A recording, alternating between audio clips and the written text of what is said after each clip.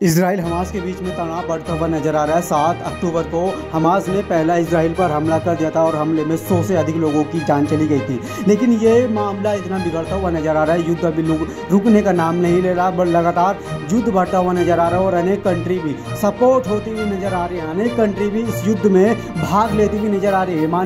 ये माना जा रहा है सूत्रों के अनुसार, यदि ये कंट्रियाँ दोनों देशों को सपोर्ट करती हुई नजर आए तो मानो पृथ्वी पर एक बार युद्ध की तैयारी शुरू हो गई है। क्योंकि ऐसा माना जा रहा है कि जिस तरह से अमेरिका ने खुला समर्थन इसराइल को दे दिया है, उसी तरह से हमास के साथ भी कई मुस्लिम कंट्रियां खड़ी हुई हैं लगातार। लेकिन आपको बताने का प्रयास कर रहे हैं, जिस तरह से G20 की बैठक अभी भारत के अंदर कंप्लीट हुई है, ऐसा इन दोनों देशों के बीच में क्या होगा कि युद्ध की तैयारी होती हुई नजर आ रही है। अब तक हमास ने 700 से अधिक जिंदगियों को इसराइल की छीन लिया है और मौत के घाट उतार दिया है। ऐसे में ये सवाल उठता है कि आखिर ये युद्ध क्यों हो रहा है, आखिर इन दोनों देश के ऊपर। हम आपको बताते चले, यहाँ पे एक मस्जिद अक्सा है जिसके ऊपर ये पूरी कंप्लीट तरीके से युद्ध की तैयारी होती हुई नजर आ रही है। और यहाँ पे एक शहर भी और देश भी बसता है जहाँ पर लगातार इसराइल को गुलाम बनाता हुआ नजर आ रहा है। ऐसा सूत्रों के मुताबिक जानकारी मिली, हम इसका खुलासा नहीं कर सकते हैं। लेकिन जिस तरह से मुस्लिम देश हमास को सपोर्ट करते हुए नजर आ रहे हैं, वहीं दूसरी तरफ अमेरिका और अनेक कंट्रियां भी उनको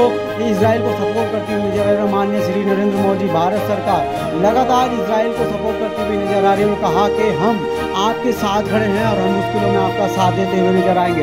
ऐसे में यदि युद्ध नहीं रुका तो काफ़ी मुश्किल का घड़ी देखने को मिलेगी, क्योंकि पहले से ही जो द्वितीय और प्रथम विश्व युद्ध होते उनमें काफ़ी नुकसान उठाना पड़ा था और जन धन माल की भी काफ़ी भरपाई दोनों देशों को करनी, पूरे वर्ल्ड को करनी पड़ी थी। और अब तक ये पूरी दुनिया सुधरी थी, लेकिन अब ऐसे में ही ये मंजर सामने आते हुए नजर आ रहे हैं। पहले से ही यदि ये युद्ध नहीं रुके तो काफ़ी मुश्किल का सामना करना पड़ सकता है। यदि आप भी बताइएगा ये युद्ध रुकने चाहिए या नहीं चाहिए, क्योंकि इन युद्धों में किसी नेता और किसी भी शासनकालीन का बेटा, अधिकारी का बेटा नहीं मरता है। इसमें सिर्फ गरीब जनता मरती है जो अपनी 2 वक्त की रोटी कमाती है और अपना जीवन यापन करती है।